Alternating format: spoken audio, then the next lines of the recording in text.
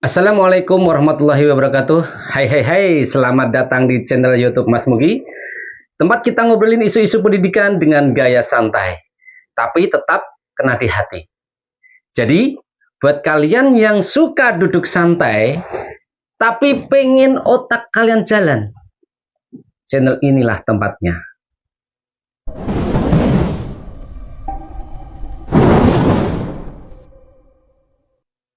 Minggu ini lagi masa ujian anak-anak sekolah.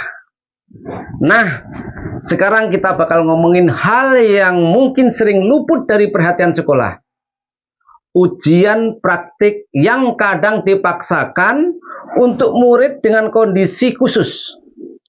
Nah, kalian pernah dengar kan kasus-kasus kayak gini? Contoh gampangnya gini. Ujian praktek renang. Bayangkan saja, ada murid yang punya trauma atau takut sama air, tapi tetap disuruh ikut ujian renang. Gimana tuh? Lucu? Enggak. Miris? Iya. Karena buat mereka, ini bukan cuma ujian biasa. Ini adalah perjuangan mental yang sangat berat.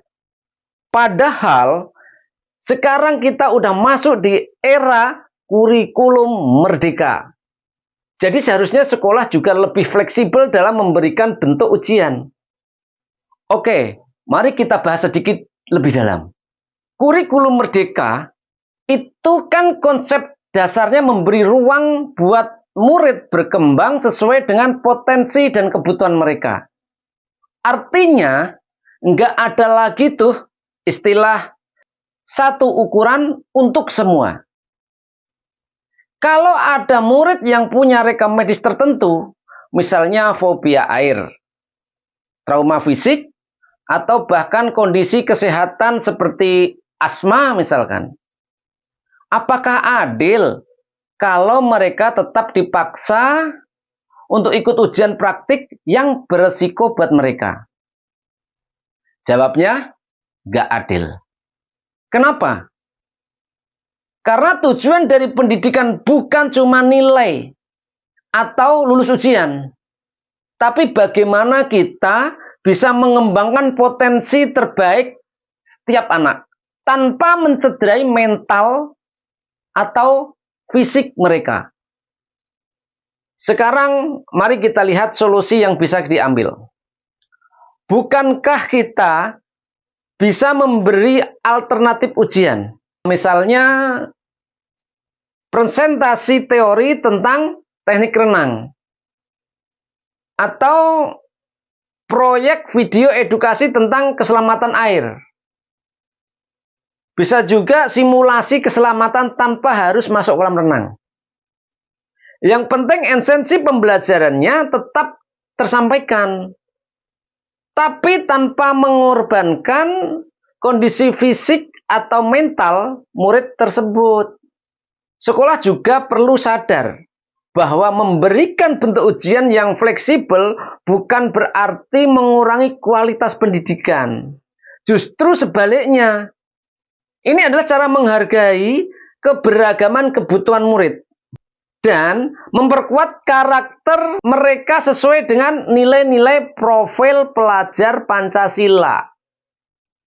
Gotong royong, mandiri, dan bernalar kritis. Jadi buat para guru, kepala sekolah, atau bahkan orang tua yang nonton video ini, mari kita renungan bersamalah. Kita nggak pengen kan bikin anak-anak merasa takut datang ke sekolah, cuma gara-gara ujian praktik. Nah, buat kalian yang setuju atau mungkin punya pengalaman soal ini, coba deh komen di bawah ini. Saya pengen banget dengar cerita kalian.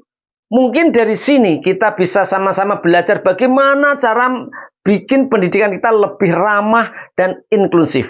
Jangan lupa like, share, and subscribe. Biar makin banyak orang yang sadar pentingnya isu ini. Karena pendidikan itu hak semua orang, bukan beban. Sampai ketemu di episode selanjutnya.